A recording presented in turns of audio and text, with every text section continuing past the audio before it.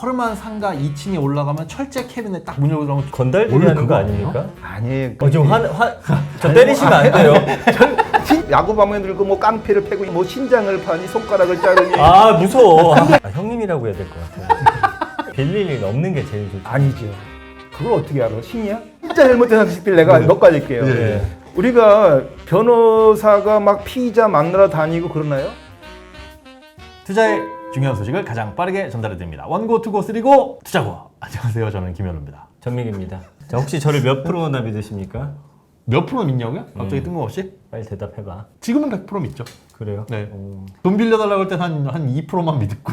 뭐 돈 빌릴 일은 없으니까. 왜요? 내가 더 많으니까. 그러니까 예, 예. 요즘에 뭐 월 억씩 번다는 소리가 뭔 있어요? 개소리예요. 이 진짜인가 보다 이렇게 발끈하는 거 보니까. 오. 자, 저는 근데 네. 오늘 나오신 분을 네네. 100% 믿기로 했습니다. 뭐 아는 분이세요? 할렐루야. 예. 아, 관상이 예. 믿음이 갑니다. 예. 오. 싸움도 잘하게 생기셨고. 자, 못하는 게 없는 다재자능한 분입니다. 네. 15권이 넘는 경영서와 처세서. 음. 근데 한 권도 난 모르는데 잘 그래요? 되진 않았나 봐요. 예. 자, 창업 노하우에 한국 캠핑협회 회장, 캠핑 옆에. 또 교회 담임 목사까지 네. 하고 계시고요. 모든 것을 갖춘 남자, 강남 할배 차병희님을 모셨습니다. 안녕하십니까? 네, 안녕하세요. 네. 아, 이력이 진짜 화려한데요. 네. 사금융 창업 세미나를 우리나라 최초로 여신 분이라고 하는데 네. 사금융 창업 세미나요? 이게 또 뭐예요, 이거는? 그 러시안 캐시 사나머니 같은 그런 게 걔네들 일본 애들이고. 근데 그것도 이제 사금융을 그렇게 하는 거죠. 근데 우리가- 이제 2000년도 IMF 끝나고 나서 네. 사금융 열풍이 일어났었어요. IMF 끝나고 나서 2000년 초반에 네. 그 98년도 IMF 터졌잖아요. 그래서 막 2000년 초반에 이제 빚 때문에 막 뭐 자살하고 쓰러지고 뭐 여러 가지 막 문제가 됐을 때 네. 사채라는 것이 화두가 돼서 예. 그때 사채 열풍이 일어났었어요. 아. 그래서 이제는 그 이제 중앙일보에서 YWC하고 해갖고 강당에서 사금융이란 무엇인가에 이제 창업 세미나를 했는데 그때 이제 제가 초대 강사로 이제 나갔죠. 한 150명. 그때 이 4시간 강의인데 네. 가입비가 50이에요. 그때요? 참석비가 50이야. 그때 저는 예. 최저임금 그때 커피숍 알바를 했었는데 그때 한 시간에 한 900원인가 받았던 것 같은 기억이 있는데. 그 50만 원씩 내고 온 사람이 150명이었어요. 그분들은 거기 왜 온 거예요? 사금융을 배우려고. 그럼 그때는 회장님은 계속 사금융을 하셨던. 그때는 현직이었죠. 지금은 안 하지만. 네, 그때 당시에는 그럼 경력이 몇 년이셨던. 그때 한 10년 정도 됐어요. 그러면 90년대 초반부터 쭉 네. 사금융을 해오셨. 네. 아, 그쪽 업계는 이게 건달들이 원래 하는 거 그거 아닙니까? 아니에요. 그러니까 이게 잘못된 상식. 좀 저 때리시면 안 돼요. 진짜 잘못된 상식들 내가 몇 가지 할게요. 예. 우리가 변호사가 막 피의자 만나러 다니고 그러나요? 안 하잖아요. 네. 우리 의뢰인이 다 소리 갖다 주면은 걔네들이 그 법정 가서 앵무새 노릇 하는 거지.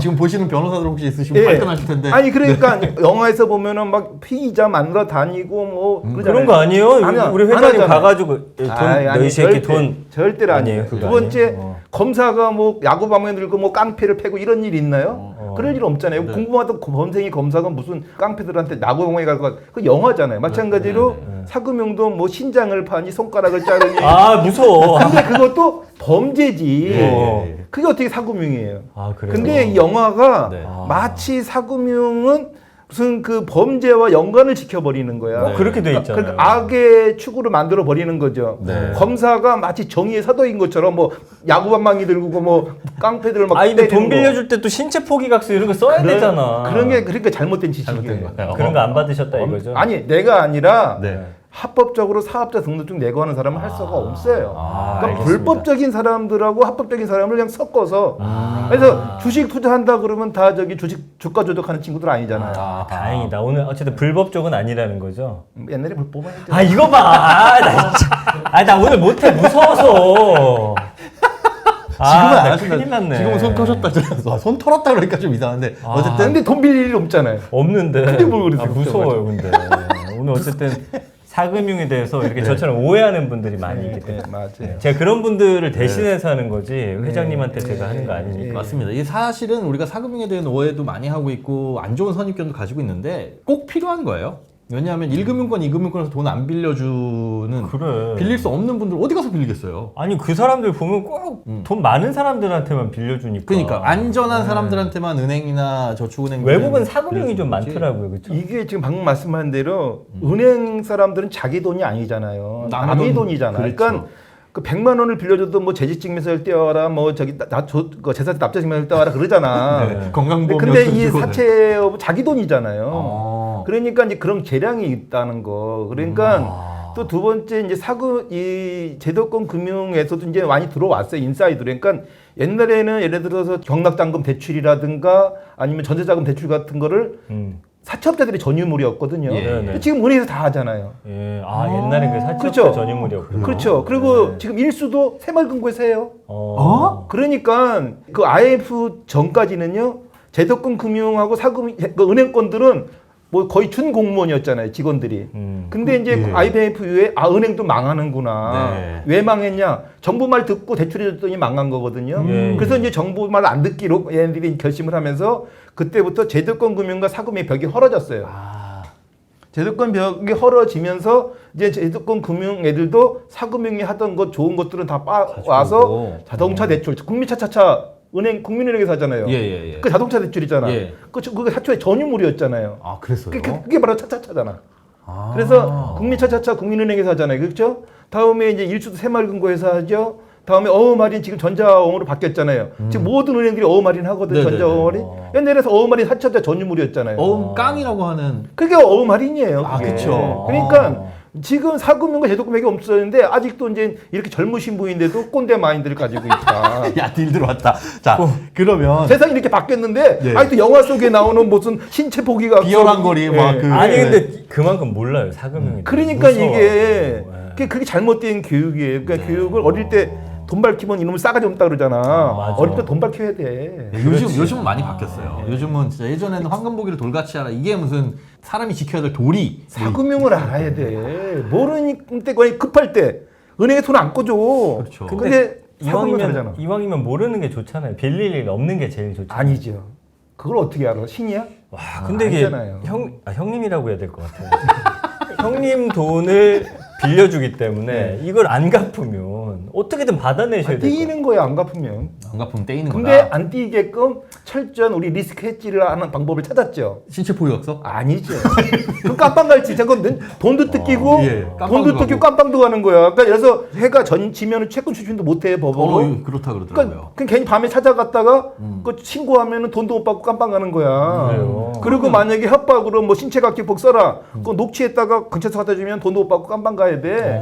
근데 일반인들 저처럼 생각하는 분들 많으시죠. 일단 그거부터 해보자고요. 그래, 이거부터 우리가 제대로. 사금융이라고 한다면 정확하게 은행과 이건 차이점이 있다. 뭐 어떤 차이점이 있는지. 그러니까 내가 있잖아요. 은행은 남의 돈 가지고 운영하는 하는 거고, 거고, 사금융은 지 돈 내 가지고 돈 가지고 운영하는 운영하는 거. 그리고 은행은 보면 은행 점포 뭐 이런 것들이 있는데 사금융 그러면 머릿속에 떠오르는 게 어디냐면 허름한 상가 2층에 올라가면 철제 캐비넷 딱 문 열고 들어가면 소파 영화가 있고요. 영화.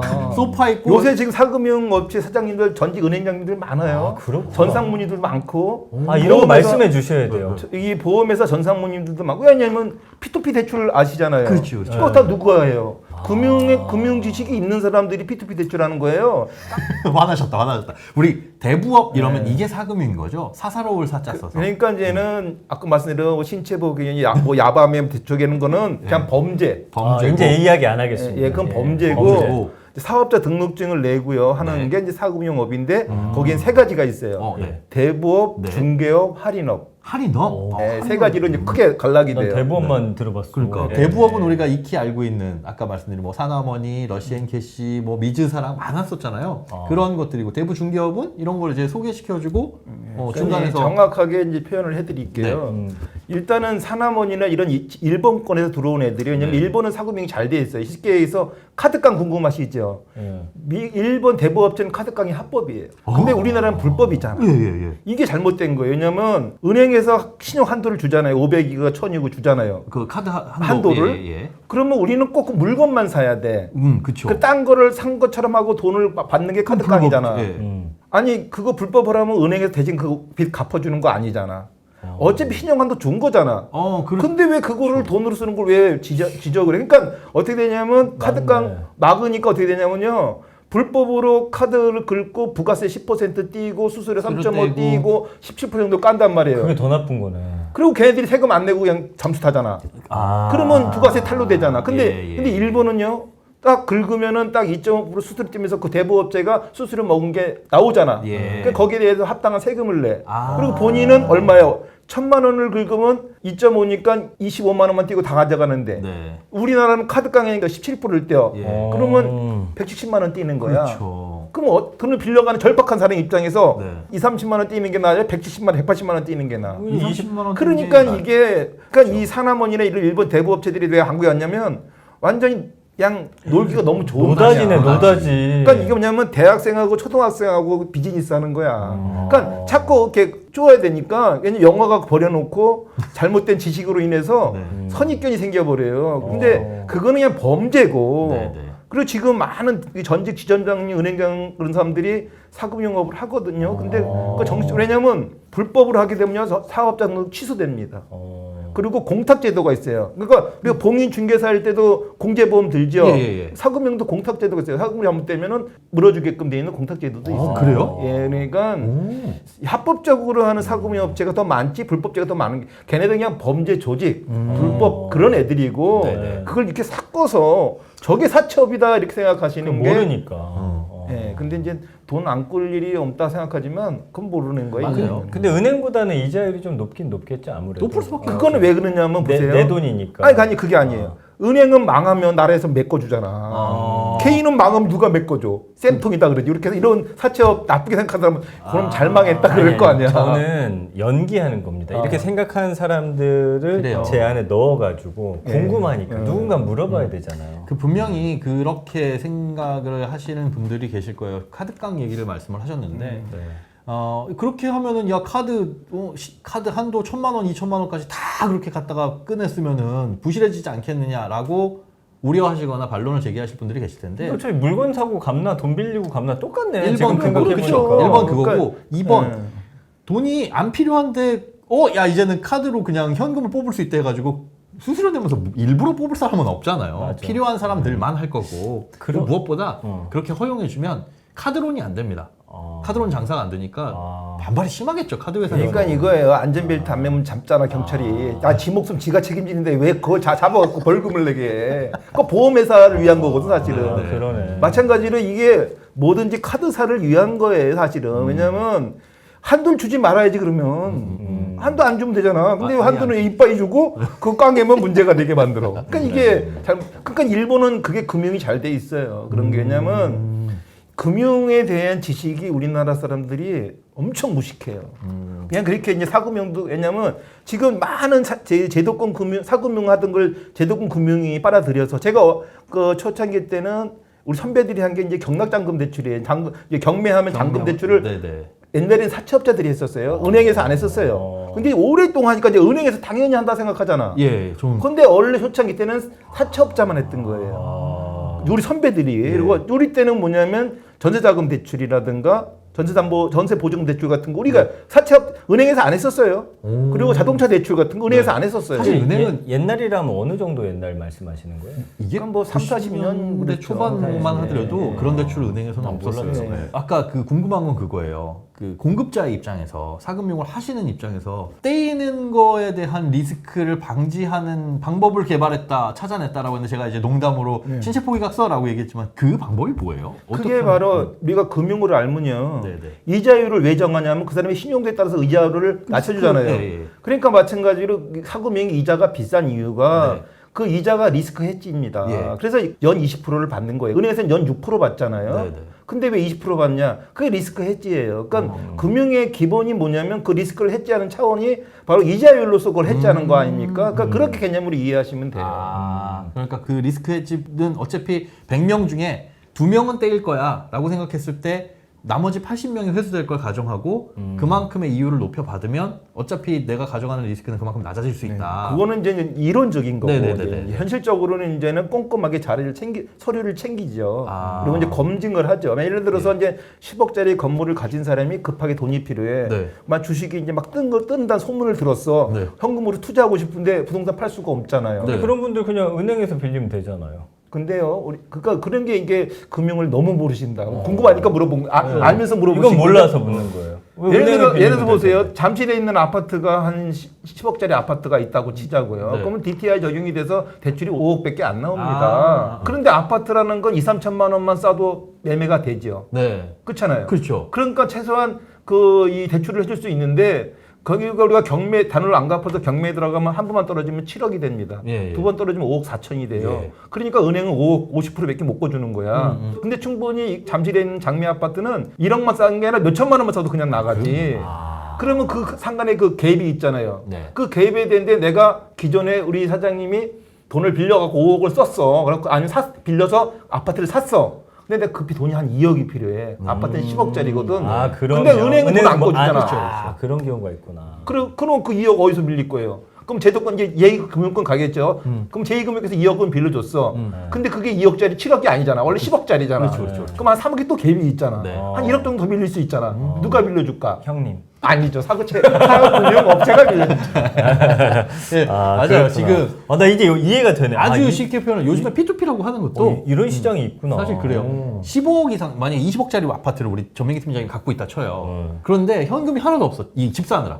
싹 다 집어넣고. 그래. 20억짜리 아파트는 대출이 안 나오니까. 은행 가면. 어. 근데 20억짜리 아파트는 언제 팔아도 최소한 18억에다 넣으면 내일이라도 나가잖아요. 그렇지. 그럴 때 한 1억 필요하면 찾아가면은 1억 조금 비싼 이자지만 아예 안 빌리는 것과 빌려주지만 이자 좀 그렇지. 비싸게 돈 받는 거. 굴리는 분들은 또 사업하고. 아니 그러니까요. 보통 유통업체가 보통 마진이 2할 보거든요. 예. 유통업체들은. 예. 그리고 주식을 하시는 분들도 좋은 아이템이 나왔어. 예. 저 투자하고 싶어. 100% 가능성이 있는 아, 소스를 100%는 얻었어. 없습니다. 그렇게 소스를 말씀하시면 얻었다. 돼요. 이프지 이프. 아이, 가짜. 가정으로 만약에. 하고 싶다 이거야. 예? 그러니까 5만 전자, 6만 전자 된다고 느낌이 왔어.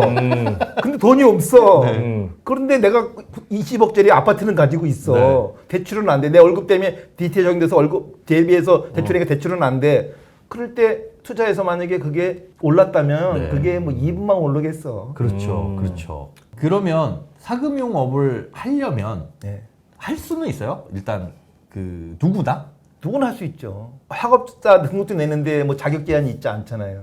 이제 대부업을 하려면 대부협회 교육을 받아야 돼요. 수료증이 있어야 이제 대부업 사업자 등록증 내죠. 우리가 식당을 하면은 저기 위생교육 수료증이 있어야 식당 내주잖아요. 똑같이 대부업 수료증이 있어야 사업자 등록증을 내줘요. 근데 그 대부업 수료증 교육 내에 네. 불법 행위 하지 말라는 내용들을 쫙 이제 가르쳐 주죠. 배웠어요. 돈이 어느 정도 있으면은 그 그러니까 이제 아까 얘기했잖아요. 대부업, 중개업, 할인업 중에서 이제 내가 무엇을 하는지에 따라 다르죠. 이제 그 세 개에도 종류가 많아요. 대부업 그러면 거기에는 이제 일수, 월변, 뭐 자동차 대출, 담보 대출, 부동산 이런 게 이제 대부업인 거예요. 그리고 이제 그 할인업은 뭐냐면 이제 채권 할인, 네. 상품권 할인, CD 할인 이런 것들이 이제 유가증권을 할인해 주는 업이 이제 할인업이고. 되게 다양하다. 다음에 이제는 중개업은 뭐냐면 난 돈이 없어. 네네. 근데 이 사고금융 하고 싶어. 그러면 돈이 있는 사람과 돈을 필요한 사람을 연결해주고 연결해주고 중간에 수수료. 뽀찌. 아니, 뻗지 말고 수수료. 그거를 이제 받아는 걸 하는 거는 이제 네. 돈이 없어도 할 수가 있어요. 그러니까 네. 그건 이제 대부 중개업이에요. 네, 네, 그러니까 네. 대부 중개업을 할 거냐, 대부업을 할 거냐, 그 할인 유가증권 할인업을 할 거냐, 매매업을 할 거냐에 따라서 네. 이제 컨텐츠가 다른데 이제 이렇게 성격이 온화한 분은 네. 대부업하면 안 되지. 왜냐면 이제 돈을 갚은 사람, 빌린 사람이 네. 막 빌고 막 이러면 그거 마음 아파서 어떡해. 아. 그러니까 이제 그런 사람들은 이제 할인업은 왼손 오른손이잖아. 오른손으로 상품권 받고 왼손으로 현금 내주고 오른으로 채권 받고 왼손으로 현금 내주는 이런. 그러니까 이건 유가증권 안 갖고 오면 돈 안 주면 되거든. 네, 그러네요. 그러니까 뭐 사전 봐주고 안 봐주고도 없어. 그냥 그날 그 시세 할인율로 그냥 교환이 되는 거니까 이제 성격이 이제 남에게 싫은 소리 못 하고 왈왈 못 하는 사람은 이제는 할인업 같은 거 하고요. 예, 예. 우리 사장님 같이 이제 성격이 유글유글하잖아. 아니 반대. 저는 싫은 소리를 잘합니다. 아니 말 같지도 않은 소리 하고 있어 이런 표정으로 바라보고 있어 지금. 그러니까 이제는 이게 이런 분 같은 경우가 이제 바로 중개업이 좋죠. 그러니까 성격이 유하고 대인관계가 원만하고 네. 돈이 있는 친구와 돈 필요한 친구를 연결해주고 연결해주고. 이제 수수료 먹는 게 중개업을 하지. 그러면 지금 현재는 사금융이라는 업을 내가 하려면 네. 그거 자체는 교육만 받으면 되고 네. 그다음에 뭐 자본금 기준 같은 건 없어요? 그러니까 얼마 거기에 따라서 예를 들어서 상품권 하나 예를 들을게요. 네, 상품권 그 상품권 한다면 그렇게 어떤 사람은 그냥 그 구두방에서나 아니면 저기 그 이 백화점 앞에 이렇게 해놓는 데 맞잖아요. 네네네. 상품권 10만 원짜리 9만 그렇게 파는 5천 원에 거예요. 그렇게 파는 데는 뭐 한 몇 억 가지고 할 수가 있지만 뭐 그것도 몇 억이나 인터넷에서 거래하는 사람들은 더 좀 커야 돈이 되고 많아야겠네. 다음에 이제는 뭐 중국이나 해외 여행객들 상대로 해서 파는 애들은 더 많아야 되겠죠. 그러니까 그때는 뭐 몇 억까지 몇백억도 움직입니다. 그래서 상품권의 이 컨디션에 따라서 어떻게 하냐에 따라서 다른 거고요. 다음에 이제 예를 들어 채권 할인 같은 거는 뭐 인력 갖다 한다고는 말이 안 되죠. 뭐 국채를 할인해 주는 건데 우리가 자동차 사면 무조건 채권 매입하잖아요. 그러면 그거 무조건 할인하잖아. 뭐 자동차 딜러들이잖아요. 네네네. 할인하실 거죠? 그러면 네네. 네 그러잖아. 그 채권을 가지고 있는 저 정신병자는 없거든. 왜냐면 20년, 30년 그걸 언제까지 기다려. 네. 그러니까 바로 할인하잖아요. 예, 예. 삼천조들이 할인해 주는 거예요.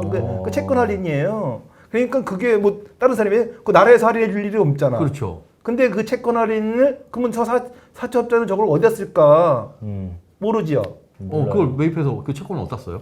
공사를 하려면은 이 그 공사업체는 도로공채를 매입을 해야 됩니다. 그렇죠. 그러니까 사채업체 사갖고 이제 내가 저시라는 채권을 사야 되는 사실은 자동차를 살 때나 집을 살 때도 채권을 우리가 사야 되긴 하는데 그 채권을 사가지고 우리가 갖고 있을 일이 없으니 거죠. 바로 할인하잖아요. 그렇죠. 1,000만 원짜리 채권을 사지만 이거 바로 시장에서 팔면서 이자율 얼마예요? 그럼 한 2% 정도 할인해가지고 그럼 1,000만 원짜리 사면서 20만 원 떼고 980만 원에 팔게요.